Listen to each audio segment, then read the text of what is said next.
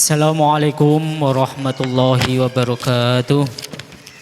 Bismillah, alhamdulillah, assalatu wassalamu ala rasulillah Sayyidina wa maulana Muhammadin abdillah, la hawla wa la quwata illa billah, ma ba'd. Hadratul muhtaramin yang terhormat, beliau Bapak Dr. Kiai Haji Muhammad Syaifuddin LCMA. Yang saya hormati para jamaah yang berada di ruang utama Salat Masjid Agung Jawa Tengah dan para santri Ma'had Tahfidz Al-Quran MAJT Basnas Jawa Tengah serta para pendengar setia Radio Dais dan pemirsa MAJT TV dan TVku dimanapun Anda berada. Alhamdulillah, di kesempatan yang penuh berkah ini kita masih dijumpakan kembali oleh Allah Subhanahu wa taala di kajian siang ini dengan keadaan sehat walafiat. Kajian pada siang hari ini yaitu kajian Al-Quran tafsir tematik. Insyaallah akan mengusung sebuah tema takwa dalam Al-Quran yang akan disampaikan oleh guru kita, beliau Bapak Dr. Kiai Haji Syaifuddin LCMA. Untuk itu bagi para jamaah dan para santri yang apabila nanti ingin bertanya bisa langsung ditanyakan kepada guru kita, narasumber kita. Dan bagi para pendengar serta pemirsa yang ingin bertanya bisa melalui chatting WhatsApp-nya Radio Dais di 082133670000. Untuk mengawali kajian siang ini, mari terlebih dahulu kita buka dengan bacaan umul kitab li ridhaillah wa li syafaati rasulillah bi barakati suratul Fatihah. A'udzubillahi minasyaitonir rajim. Bismillahirrahmanirrahim. Alhamdulillahirabbil alamin arrahmanir rahim maliki yaumiddin. Iyyaka na'budu wa iyyaka nasta'in ihdinas siratal mustaqim siratal ladzina an'amta 'alaihim ghairil maghdubi 'alaihim waladdallin amin. Mari kita simak bersama-sama kajian bersama Bapak Dr. Kiai Haji Syaifuddin LCMA. Waktu kami persilakan. Assalamualaikum warahmatullahi wabarakatuh. Bismillahirrahmanirrahim. Alhamdulillahirabbil alamin wa bihi nasta'inu ala umuri dunya waddin. Wassalatu wassalamu ala asyrafil anbiya'i wal mursalin sayyidina wa maulana Muhammadin wa ala alihi wa sahbihi ajma'in. Rabbi shrah li sadri wa yassir li amri wa hlul 'uqdatam min lisani yafqahu qawli, amma ba'du. Hadirin jamaah kajian tafsir tematik Masjid Agung Jawa Tengah, baik yang ada di aula utama Masjid Agung Jawa Tengah, pada para pendengar setia Radio Dais, MAJT TV, TVku dimanapun Anda berada yang dimuliakan oleh Allah. Pada kesempatan kali ini kita akan mengangkat tema yaitu takwa di dalam Al-Quran. Sebuah tema yang sangat krusial, yang sangat penting. Bahkan wasiat takwa itu adalah termasuk rukun di dalam khutbah Jumat, di mana khutbah Jumat dianggap tidak sah apabila khatib tidak menyampaikan wasiat takwa. Demikian juga kita selama 1 bulan penuh melaksanakan puasa, dan oleh Allah Subhanahu wa taala tujuan dari puasa itu adalah la'allakum tattaqun, supaya kita bisa bertakwa. Lantas apa pengertian dari takwa? Dalam pembahasan tentang takwa, kita akan membahas paling tidak dalam 3 poin penting.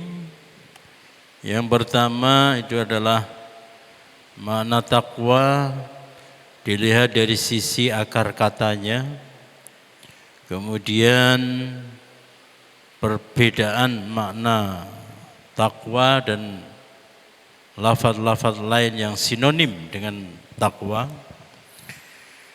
Kemudian yang ketiga itu adalah penggunaan kata takwa di dalam Al-Quran. Nah, yang pertama kata takwa ya. Takwa oleh Ibnu Mandur dalam bukunya yaitu Lisanul Arab, bahwa takwa itu adalah isim masdar, suatu isim yang digunakan sebagai masdar dari fi'il. Nah, fi'il mujarrad dari taqwa itu adalah waqo. Waqo yaqi qi wiqayatan. Waqo yaqi qi wiqayatan, yang artinya adalah seseorang menjaga sesuatu. Sementara kalau dari lafal taqwa itu sendiri, itu fiilnya itu adalah bisa tawakko, bisa ittaqo. Kenapa tadi disebutkan atau dijelaskan bahwa takwa itu adalah isim masdar? Karena baik wako maupun tawakko, ya. Kalau tawakko itu masdarnya adalah tawakkian. Tawakko ya tawakko tawakkian. Sementara kalau ittaqo, nah, ittaqo yattaqi ittiqoan. Jadi masdarnya adalah tawakkian atau ittiqoan. Kalau fi'il madinya adalah ittaqo. Nah, ketika dikatakan bahwa takwa itu adalah merupakan masdar dari tawakko dan ittaqo, maka maksudnya itu adalah dia sebagai isim masdar. Sebagaimana misalnya ya, sallama yusallimu, masdarnya tasliman. Sementara isim masdarnya adalah salaman. Shalla yusolli, tasliyatan masdarnya, tapi isim masdarnya adalah solatan. Ittaqa yattaqi, masdarnya adalah ittiqoan, isim masdarnya adalah taqwa. Nah, lafal taqwa itu sendiri, ini diperhatikan baik-baik ya. Lafal taqwa itu sendiri itu mengalami proses yang namanya proses i'lal. Jadi taqwa, taf, ta, qaf, wawu, alif, ya. Ta, qaf, wawu, alif.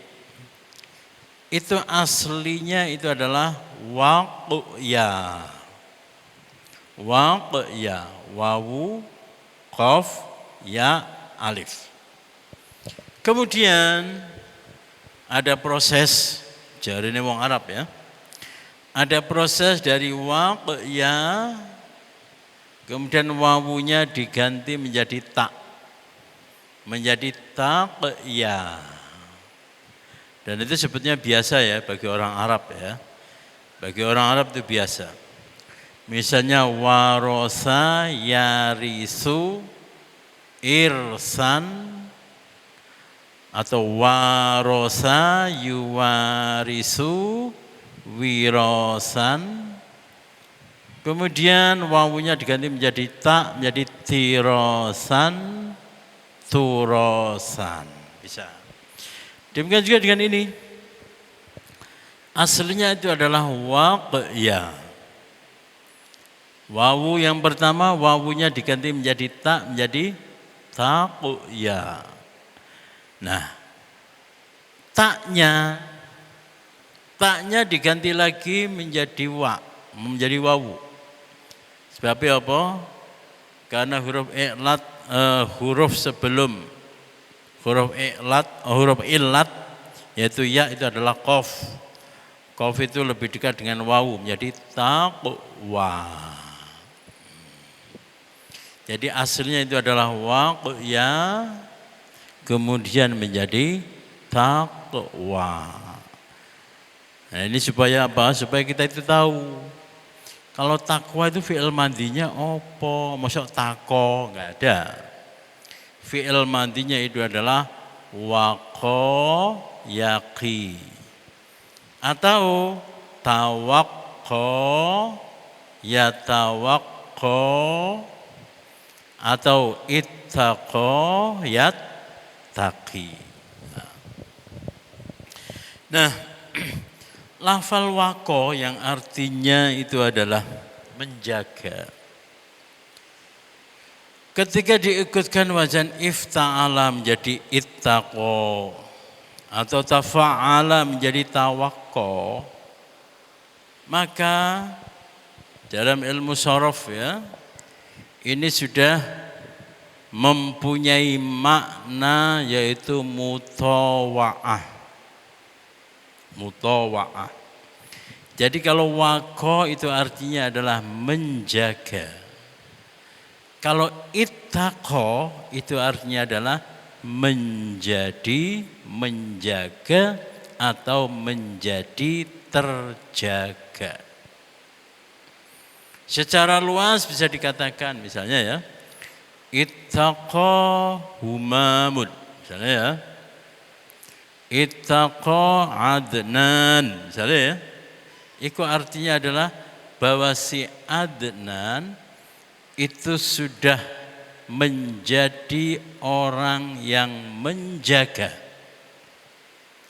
Kalau cuman wako itu hanya menjaga, tapi belum menjadi karakter, belum menjadi suatu perilaku yang melekat pada diri seseorang.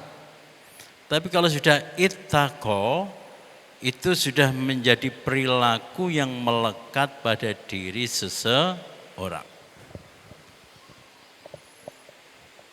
Oleh karena itu ketika dikatakan sebagai al-muttaqin, al-muttaqun, itu artinya adalah orang-orang yang sudah mempunyai perilaku melekat dalam diri mereka, yaitu menjaga diri dari kemaksiatan, menjaga diri untuk selalu melaksanakan kebaikan. Beda kalau misalnya waqin atau waquna, orang yang menjaga, ya menjaga. Tapi penjagaan yang dilakukan oleh al-waquna itu adalah penjagaan yang masih bersifat datar-datar saja, masih bersifat biasa-biasa saja. Tapi kalau sudah sampai pada tingkat muttaqin, muttaqun, maka perilaku itu sudah melekat dan sudah menjadi karakter. Bisa membedakan ya antara muttaqin dengan waqin. Nah, kalau kita berbicara tentang masdar, masdar kita punya dua masdar di sini, yaitu al-wiqayah dan at-taqwa. Al-wiqayah dan at-taqwa. Karena al-wiqayah itu adalah dari fi'il madhi yaitu waqa yaqi wiqayatan, maka penjagaan ini itu adalah penjagaan yang sifatnya adalah umum. Penjagaan yang sifatnya itu hanya kulit-kulitnya saja, luaran-luaran saja. Tapi kalau at-taqwa itu adalah penjagaan yang sudah melekat. Penjagaannya sudah membalung sungsung.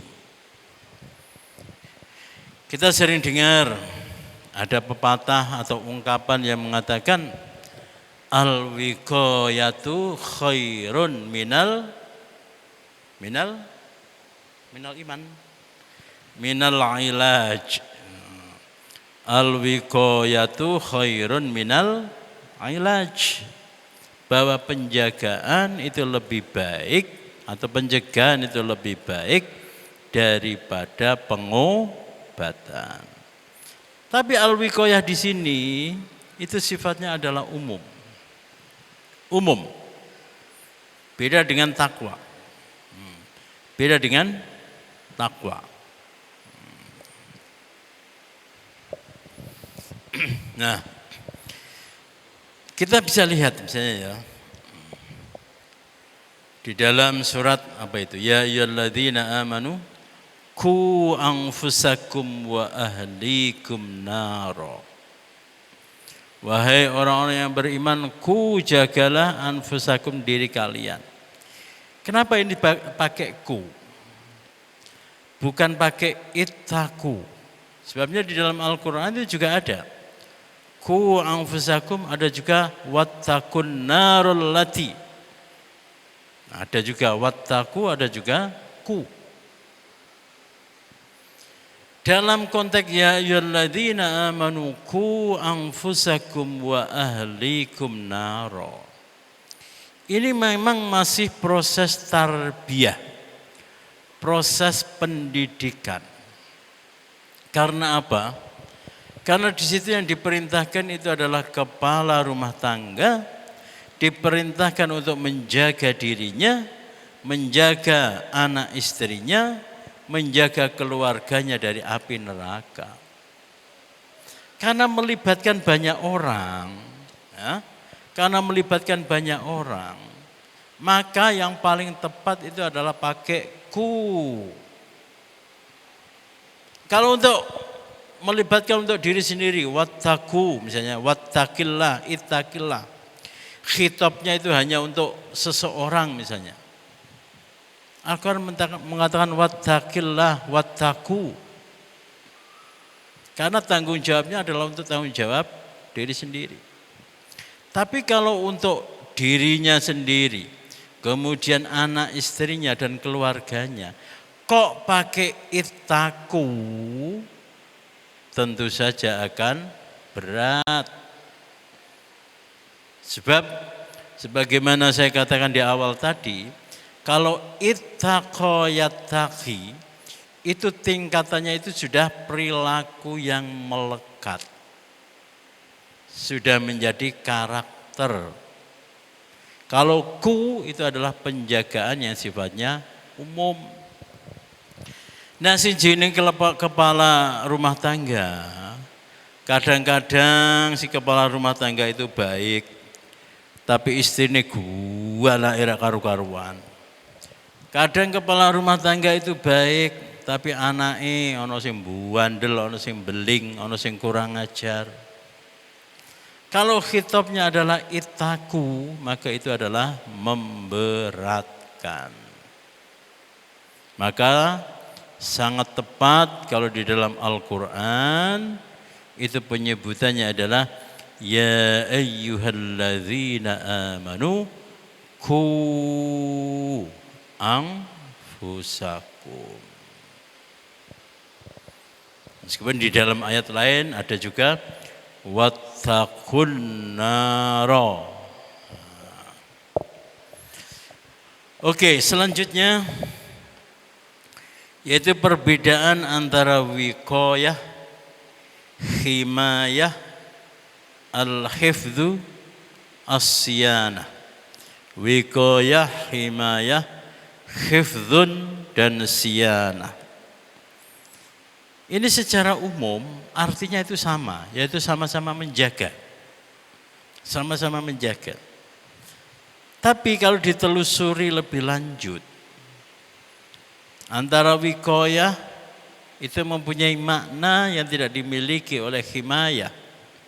Himayah mempunyai makna yang tidak dimiliki oleh al-hifdzu.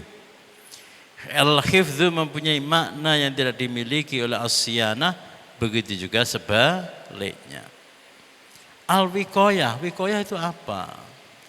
Wiqayah itu adalah penjagaan supaya tidak masuk atau tidak berada dalam suatu tempat, posisi dan kejadian. Itu wiqayah. Itu wiqayah. Jadi wiqayah itu jarak antara subjek dengan objek itu jauh. Jarak antara subjek dengan objek itu jauh. Itu wiqayah. Wiqayah itu ya. Dengan demikian, orang yang bertakwa, Orang yang menjaga diri dari maksiat kemudian dia disebut sebagai orang yang bertakwa. Itu artinya adalah jarak antara dirinya dengan kemaksiatan itu aduh. Terhalang oleh dinding. Namanya orang yang bertakwa. Nah, dinding itu atau penghalang atau satir antara si subjek dengan maksiat itu ya tidak kemudian kita gambarkan sebagai dinding beton atau apa gitu ya, dinding beton atau apa. Tapi itu ya bisa dinding batin, dinding rohaniyah, dinding ilmu, dinding makrifat, dinding muraqabah, dinding musyahadah, dinding ini dan dinding itu yang menyebabkan antara subjek dengan objek yaitu maksiat itu menjadi jauh. Itu namanya wiqayah. Kita bisa melihat diri kita. Kalau kita masuk dalam kelompok al-muttaqin, itu artinya adalah antara diri kita dengan maksiat itu jauh. Jadi kebayang aja tidak? Terlintas aja tidak. Itu yang muttaqin. Berbeda dengan al-himayah. Kalau al-himayah itu adalah penjagaan supaya tidak terkena akibat buruk meski ada dalam satu tempat posisi kejadian. Ia juga berarti penjagaan jarak jauh yang bersifat umum, yaitu tidak detail. Berbeda dengan al-himayah. Kalau al-himayah antara subjek dengan objek itu dekat sekali. Dekat sekali. Dalam hadis disebutkan man hama haulal khima yushiku ay yaqa fihi. Barang siapa yang muter-muter di sekitar pagar maksiat maka bisa jadi dia itu akan jatuh. Jadi kalau al-himayah iku wong sing coro-coroni iku ya, dia itu mempunyai potensi untuk melakukan maksiat. Potensi untuk melakukan maksiat.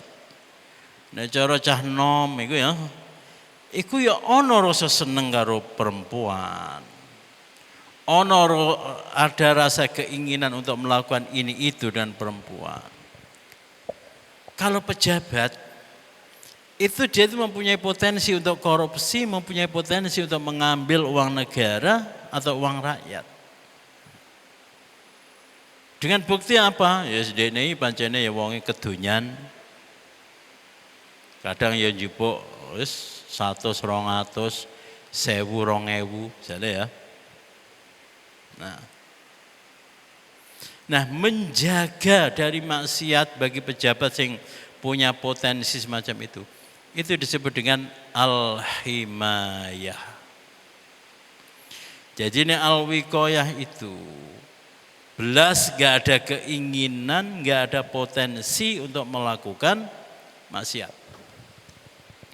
Tapi kalau al-himayah itu ada potensi tapi kemudian dijogo. Dijogo. Dan itu ya sebagaimana dawuh Gusti Kanjeng Nabi tadi man hama haulal hima yushiku an yaqa fihi. Potensi untuk terjerumus, potensi untuk jatuh itu juga besar dan lebar. Yang ketiga yaitu al-hifdzu, yaitu penjagaan sesuatu supaya tidak hilang. Penjagaan sesuatu supaya tidak hilang. Dan ini kalau dibandingkan dengan al-himayah, al-hifdzu itu lebih detail, lebih rinci, sifatnya adalah mikro. Sementara al-himayah itu sifatnya adalah umum, sifatnya adalah makro. Jadi kalau dikatakan dia menjaga negaranya, itu pakai yahmi. hama yahmi. Huwa yahmi biladahu. Seseorang menjaga negaranya. Bukan yahfadhu. Karena kalau yahfadhu itu menjaga dari semut masuk, menjaga dari tikus masuk, itu pusing, nggak mungkin. Tapi kalau Ibrahim yahfadhu, misalnya ya, fulusahu. Ibrahim menjaga, Ibrahim teko ora? Ibrahim teko. Wonge teko. Fisiknya teko. Jangan teko tapi ngantuk. Ibrahim yahfadhu fulusahu. Nah, beda nih ya. Jadi kalau yang dijaga itu adalah uang, yang dijaga itu adalah dinar, yang dijaga itu adalah dirham, yang dijaga itu adalah pulpen, itu pakai yahfadhu. Bukan yahmi. Karena yahmi itu adalah menjaga tapi sifatnya umum. Menjaga desa. Yahmi al-qaryah. Yahmi al-bilad. Dan yang keempat yaitu asyanah, yaitu penjagaan sesuatu supaya tidak rusak. Itu namanya asyanah. Asyanah. Itu di negara Arab itu ya, di negara Arab. Itu nih tukang servis, itu biasa menyebut sebagai asyanah atau al-islah. Tapi sering juga pakai asyanah. Siyanatus salajah, yaitu menservis kulkas misalnya, itu pakai asyanah. Nah, dari keempat lafal ini, al-wiqayah, al-himayah, al-hifdhu dan asyanah, kita jadi tahu. Kita jadi tahu tentang makna dari takwa, makna dari muttaqin. Jadi sesuatu itu bisa dikatakan sebagai takwa, orang yang bertakwa. Orang yang bertakwa itu adalah orang yang jarak antara dirinya dengan maksiat itu jauh. Orang yang tidak ada lintasan sedikit pun di dalam pikirannya untuk melakukan maksiat. Orang yang tidak ada potensinya sudah ditekan untuk melakukan maksiat. Dan itu salah satu caranya itu adalah dengan berpuasa. Dengan berpuasa. Karena puasa itu bisa menekan hawa nafsu, bisa memadamkan hawa nafsu. Sehingga perbuatan maksiat, ikut terjadi itu adalah ketika hawa nafsu dituruti. Hawa nafsu punya tapi tidak dituruti, maka tidak akan muncul maksiat. Nah, puasa itu adalah dalam rangka tidak hanya sekedar tidak menuruti hawa nafsu. Puasa itu tidak hanya sekedar bagaimana ketika hawa nafsu muncul kemudian tidak bisa diwujudkan, bukan. Tapi puasa itu adalah lebih dari itu. Puasa adalah dalam rangka untuk memadamkan, mematikan hawa nafsu. Mulai di dalam hadis disebutkan, ayyuhas syabab man istata'a minkumul ba'a fal yatazawwaj. Wahai para pemuda sing sapa wis duwe mas kawin, wis duwe kemampuan untuk mbojo-mbojo wae. Nek gak mampu, fa'alaikum bis siam, poso. Karena apa? Fa innahu lakum wijaun, sebagai penghalang.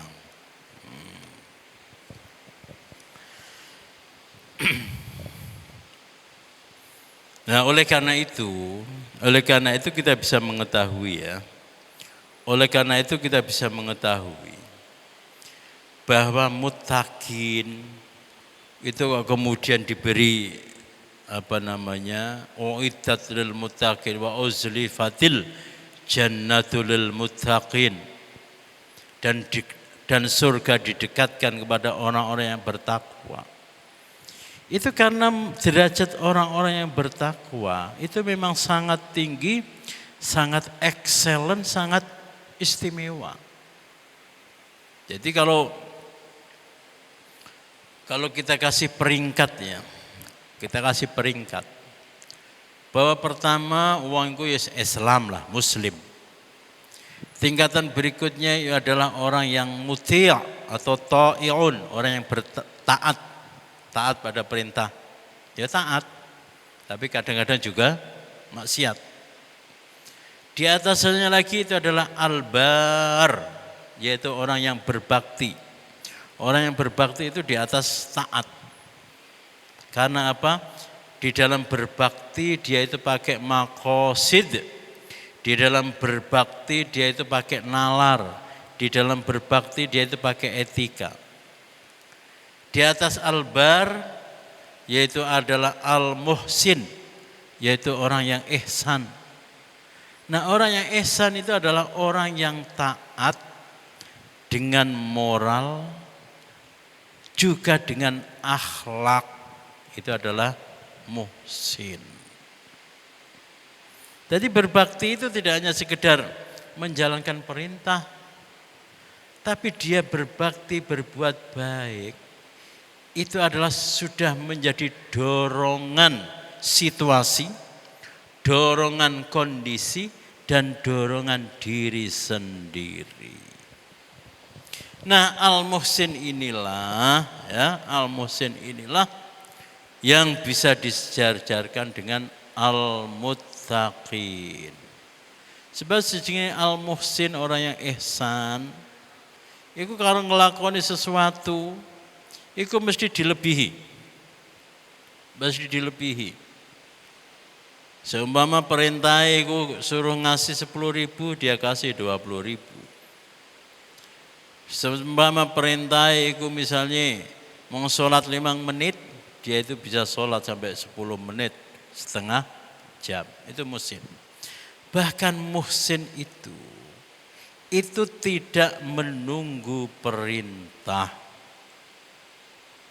Karena dia sudah mempunyai akhlak, sudah muraqabah, sudah ma'rifatullah, sudah mengetahui apa yang diinginkan oleh Allah Subhanahu wa taala, tanpa menunggu perintah itu sudah bisa melaksanakan.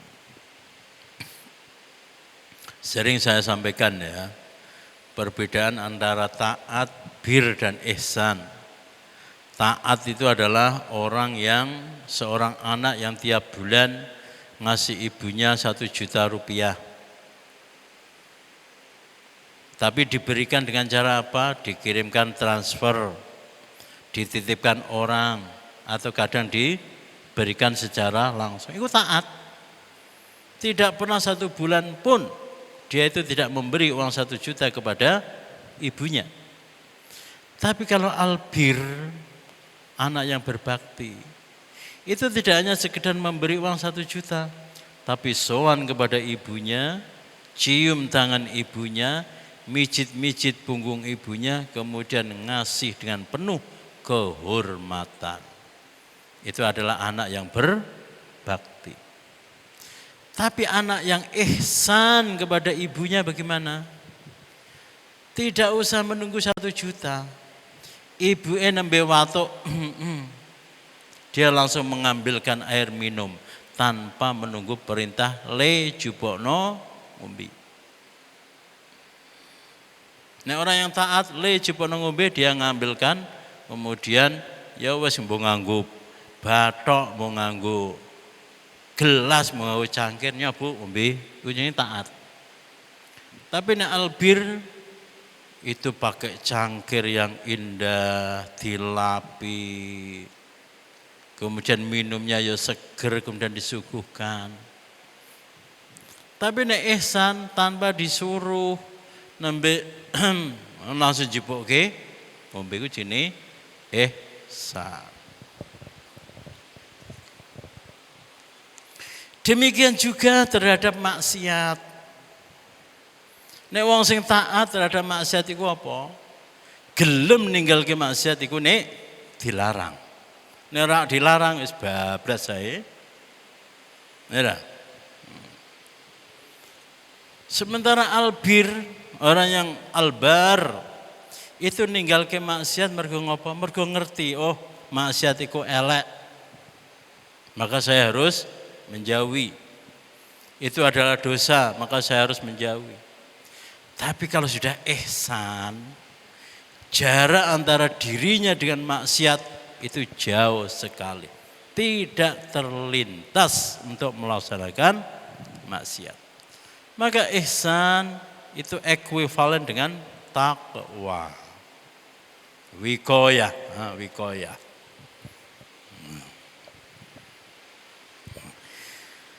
Jadi para hadirin sekalian ya, kita bisa melihat ya.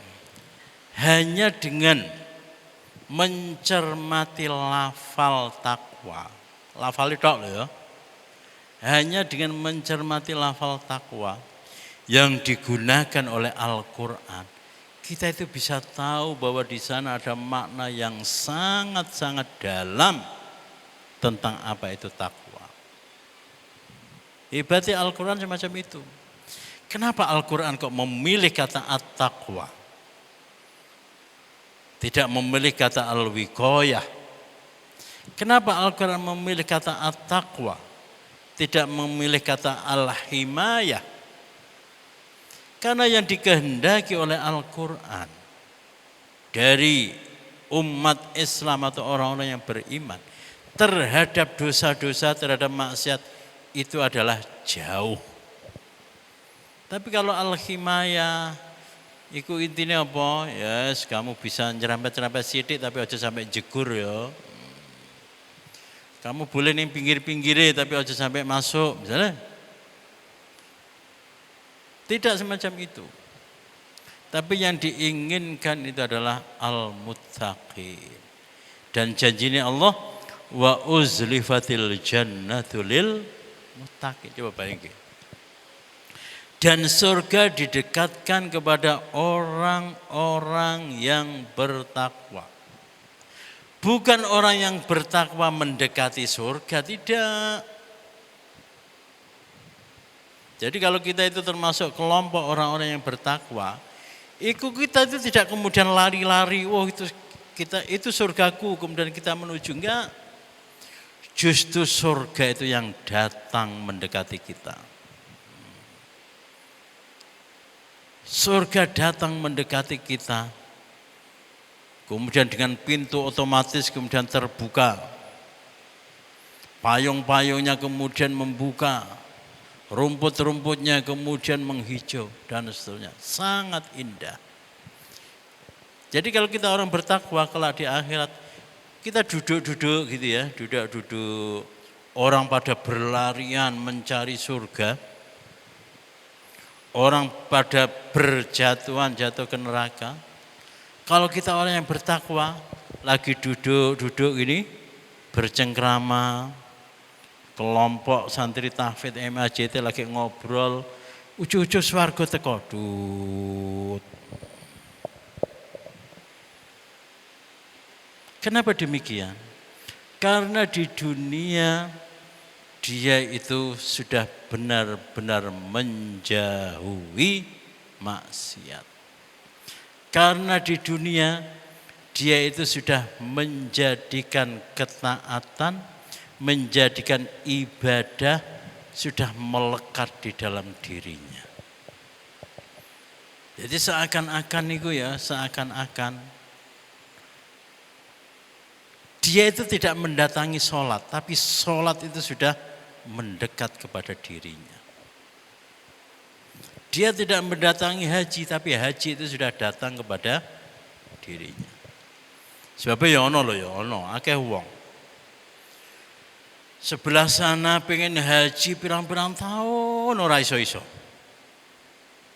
Tapi ndek nih lagi turu sesuk haji ya. haji, ya wis. Sebelah sana ada orang sing saya pokoknya untung hari ini 10% harus aku berikan kepada fakir miskin. Yes. Akhirnya kerja bontang banting tulang, rekoso ngene-ngene, kemudian sisanya dikasihkan kepada fakir. Tapi ono wong sing ujug-ujug, Pak niki sedekah kula, yes. Teko dhewe. Sebentar kemudian datang assalamualaikum paring-paring den nyuwun kasih. Itu yang terjadi pada diri Gusti Kanjeng Nabi Muhammad sallallahu alaihi wasallam. Di situ dikatakan Rasulullah tidak mendapatkan rezeki di sore hari, belum tiba pagi hari, kecuali rezeki itu sudah berpindah tangan. Maksudnya apa? Esok-esok ono wong ngasih hadiah. Tapi sebentar kemudian ada pengemis dikasihkan. Jadi beliau itu tidak mendatangi pengemis untuk infak. Beliau itu tidak berusaha mengumpulkan harta supaya bisa sedekah.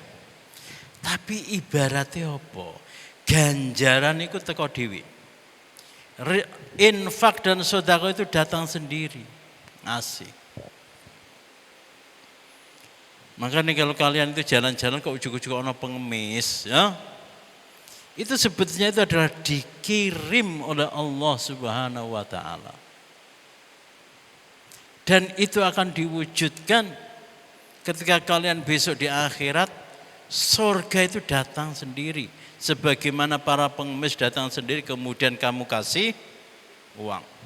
Sebagaimana ujug-ujug ada orang yang menelpon kamu supaya kamu ibadah haji. Supaya kemudian tiba-tiba datang, kamu tiba-tiba di masjid, duduk-duduk kemudian ada seruan sholat. Jadi sangat-sangat sinkron ya, antara kehidupan orang yang bertakwa di dunia dengan kehidupan orang yang bertakwa di akhirat. Baik, demikianlah para hadirin sekalian. Gak perlu ada pertanyaan ya? Ada? Sudah jelas ya? Baik, kita akhiri dengan doa kafaratul majlis. Subhanakallahumma wa bihamdika asyhadu an la ilaha illa anta astaghfiruka wa atubu ilaik. Assalamualaikum warahmatullahi wabarakatuh.